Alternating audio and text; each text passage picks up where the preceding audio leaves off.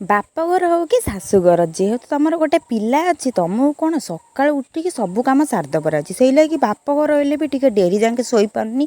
କ'ଣ କରିବି, ଝିଅ ଉଠିବା ପୂର୍ବରୁ ଗାଧେଇ ପାଧେଇ ରେଡ଼ି ହେଇଯାଇଥିଲି।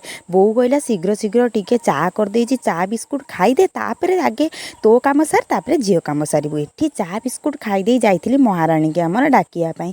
ଶୋଉଛି ରାତି 12ଟାରେ, ଆଉ ସକାଳୁ କେମିତି ନିଦ ଭାଙ୍ଗିବ? ଗଡ଼େଇ ଗଡ଼େଇ ଯାଇକି 8ଟା ବେଳେ ନିଦ ଭାଙ୍ଗିଲା ମହାରାଣୀଙ୍କର। ତାଙ୍କୁ ଖୋଇ ପୋଇ ଦେଇ ଅଜାଙ୍କ ପାଖରେ ଛାଡ଼ି ଦେଇଥିଲି। ତାପରେ ମୁଁ ବସି ଯାଇଥିଲି ଆଜି ପରିବା କାଟିବାକୁ। ବୋଉ କହିଲି ସବୁଦିନ ତୁ ପରିବା କାଟୁଛୁ ରୋଷେଇ କରୁଛୁ, ଆଜି ମୁଁ ପରିବା କାଟି ଦେଉଛି ତୁ ରୋଷେଇ କର। ତାପରେ ଝିଅ ଏଠି ମୋର ଟିଭି ଦେଖିକି ଡ୍ୟାନ୍ସ କରୁଥିଲା। ମୁଁ ଭାବିଲି ସିଏ ଡ୍ୟାନ୍ସ କରିବା ଭିତରେ ମୁଁ ଟିକେ ପଖାଳ ଭାତ ଖାଇଦେବି।